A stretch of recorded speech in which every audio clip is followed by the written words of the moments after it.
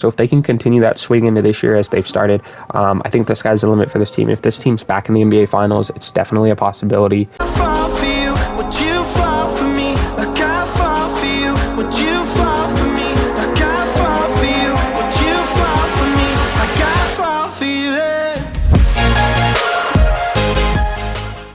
Yo, what is up, everybody? Welcome back to another episode of NBA Now. It's your boy Dom, and we're going to get right into things here today.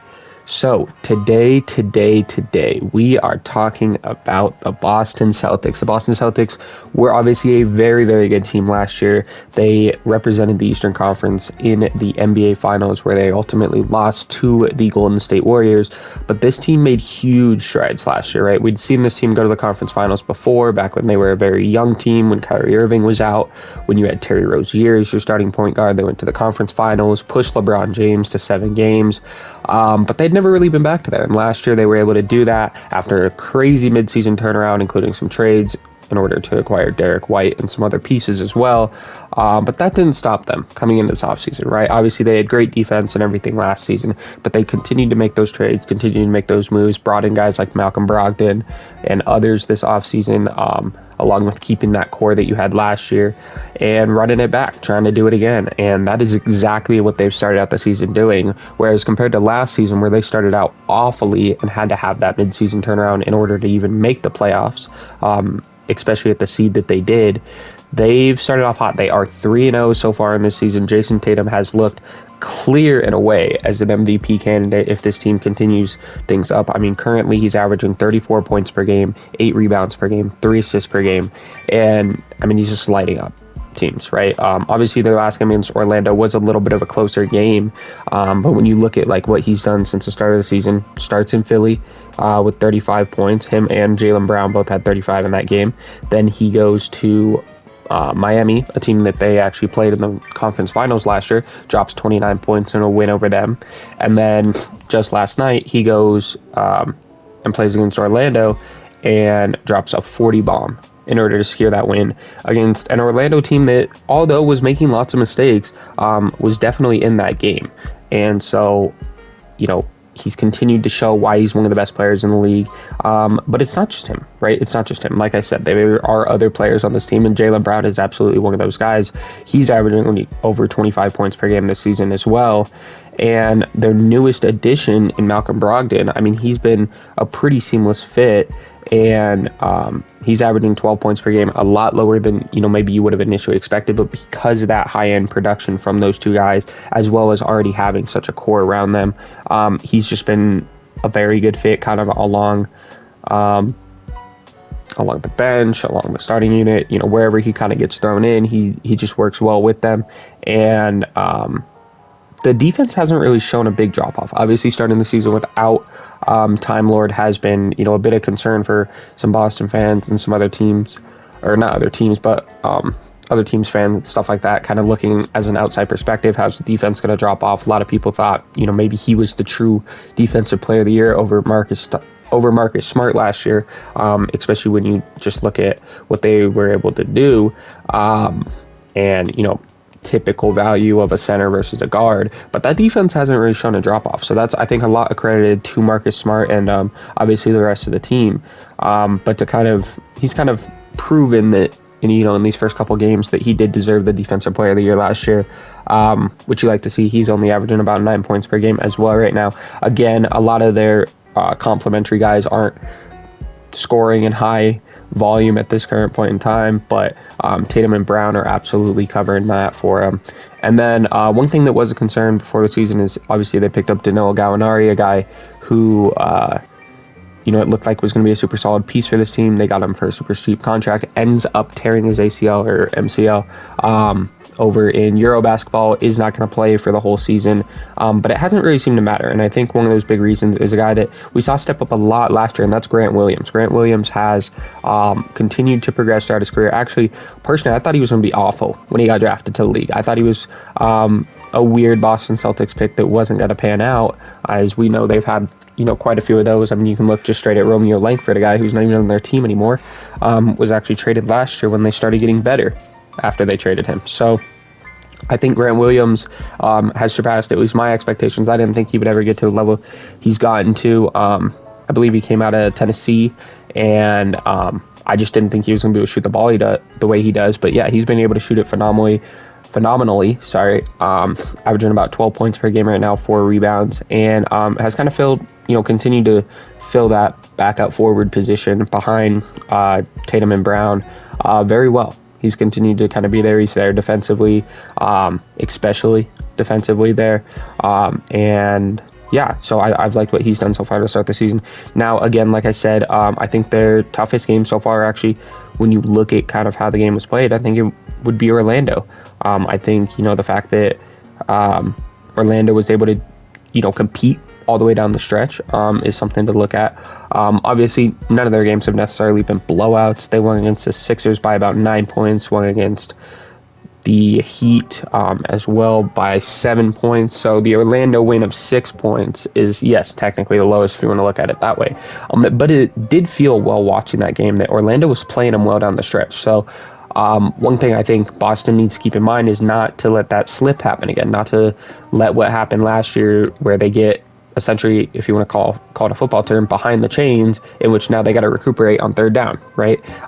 If they're just there kind of consistently the way we know they can be. I mean, I know a lot of people talk about this a lot, but, if you can beat the bad teams, that's your recipe to make the playoffs. And we already know what this team can do in the playoffs, so it doesn't really matter necessarily where they are in the seeding-wise. But if they keep the trajectory they're on right now, they look to be the number 1 seed. The depth on this team that we've talked about, even bringing a guy like Noah Vonleh, who hasn't played for a year, he's getting some spot minutes now for him, and it hasn't shown too much of a drop-off for them, obviously winning all their games so far. Again, like I said, they've gone against good opponents. Now, Philly, seem to be some struggles there. I might be making a video on them here pretty soon. But Philly, obviously, a very good team. Joel Embiid and James Harden. Miami Heat, we already talked about them being in the conference finals. And Orlando's an up-and-coming team. Like, Orlando needs to get every win that they can if they want to make the playoffs. And so they can't take any game for granted. Now, could we see Orlando maybe mid-season turn into a tank team? Potentially. But I think Orlando has played very well to start the season. And especially Paolo has played very well to start the season. So if you guys haven't seen my video on him that I posted a couple days ago, make sure you guys go check that out. But yeah, this Boston Celtics team, they currently are primed to make a run to the top of the Eastern Conference and kind of be sitting there as a top seed. And I like your odds as a top seed in the Eastern Conference to be able to progress, because something we talk about a lot in the Eastern Conference is it's very top heavy, and not all these teams are going to make it to the second round.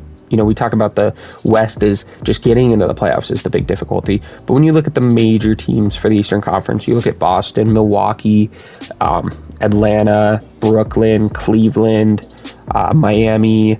You can throw Toronto in there, maybe Chicago, obviously Philly. Like, that's your 8-9 teams or whatever. I don't even know how many I listed, but like, those guys are all going to be in the playoffs. Now, could New York maybe make it? Yeah. Could Washington maybe make it? Yeah. You've kind of got those stragglers there that have the potential. Detroit, Orlando. I think, honestly, most teams in this conference could probably try and sneak into that play-in. Now, I would bet Charlotte probably doesn't. I would bet Indiana probably doesn't, and so on and so forth. But this is a pretty top-heavy conference, and not as just flooded with talent as the Western Conference seems to be. I mean, when you look at the West right now, the West is at least 10 to 12 deep of true playoff teams. And so that, I think, is the little differential there, where I think a lot more people think, potentially somebody could come out of the East and win it. And Boston is definitely one of those teams. And kind of back to my point about them being at the top of the conference. Well, if you're at the top of the conference and you're playing one of those lock play-in teams, say you end up getting to play in New York in round 1. Would you much rather play the New York Knicks over playing the Milwaukee Bucks or something like that? Because we've seen recent years where Milwaukee will kind of coast through the regular season, do their thing. Giannis does his thing. They continue to dominate teams, and they end up as like the 4 seed. And then whoever's the 5 seed, which they got a decent seeding, is kind of screwed because they have to go against Giannis in the first round. Whereas if you can kind of let Giannis have to do his thing in the playoffs, right? If you can kind of get hot in the playoffs and you meet him later in the playoffs, that only increases your chances. I mean, we looked just at this Boston team last year, right? They didn't have to play Giannis in the first round. They were fortunate enough to play a dysfunctional Brooklyn Nets team in which they dismantled in 4 games last year. And so when they went and played Giannis in the second round, obviously there were injuries, and I think if there weren't, the Milwaukee Bucks would have won that, but they were able to beat Giannis, right? They were able to move on to the next round and put that behind them and play against the Miami Heat, who I think, when we look at it in hindsight, is probably a lesser opponent last year than the Milwaukee Bucks were. Yet the Miami Heat were fortunate enough to make it to the conference finals because they never had to play the Milwaukee Bucks unless the Milwaukee Bucks would have made the conference finals, right? So I think a lot of seeding matters there. I'd expect Philly. I know my preseason pick to make the finals was probably the Philadelphia 76ers. If the way it started continues, I don't know if I can continue that pick, but we'll have to wait and see on that. But Boston is definitely continuing to push themselves towards that upper echelon of the Eastern Conference as they did last year. And again, like I said, if you can just get out of that first round, get to the second round, and you can spare some of, you don't want to ever have injuries to guys, but avoid potential injuries where you can play some of your lesser guys. You can play Blake Griffin all these minutes or whatever if you're playing against one of those lesser teams, even if you're playing against like the Chicago Bulls, right? We know the Chicago Bulls, they're not going to be a top team. They're not. They're a good enough team to probably make the playoffs, and that's probably the extent of that there. But if you can play against the Chicago Bulls and then go against a Philadelphia, a Milwaukee, an Atlanta, another like a Cleveland, a true probably contender in your conference, if you can hold that off for a round by having a top seed, that could be huge for you in this conference, because like I said, I think it is 5 or 6 deep that truly could make the finals, and maybe one of those play-in teams sneaks in, which just gives you that much of an easier route to the finals, which I think having such a long season for Boston last year, right, having to have that turnaround, making it all the way to the finals. If you make it all the way to the finals, you already have the shortest offseason out of anybody, right? Now this was like this last offseason was the biggest offseason that we've had in years because of COVID and everything like that. So I don't think that fatigue necessarily there will be a concern for this team. But you already got the shortest offseason, so you already got put at a little bit of a disadvantage there by making it all the way to finals and not winning, right? And having to have that turnaround, I think that takes a lot of energy, not only physically but mentally out of you, to have to force yourself to just play that good at basketball for the rest of the year. And they were really riding the high horse. And so if they can continue that swing into this year as they've started, I think the sky's the limit for this team. If this team's back in the NBA Finals, it's definitely a possibility. And I really like Boston's chances this year to win an NBA championship. Now, if they do, that's a kind of wait and see at this minute. But I think the Boston Celtics are definitely on to something. I think Jayson Tatum is definitely in the MVP conversation. And I think when we look back at the end of this year, we're not going to be shocked to see the Boston Celtics competing for an NBA championship. So I hope you guys enjoyed. Make sure you guys drop a like, subscribe for more.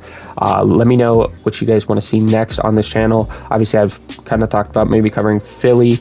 Maybe we could talk about the Pelicans. Kind of trying to get some video ideas, what you guys want to see at the start of the year here. But appreciate all your guys' support. And basketball's back, baby. Let's keep it going.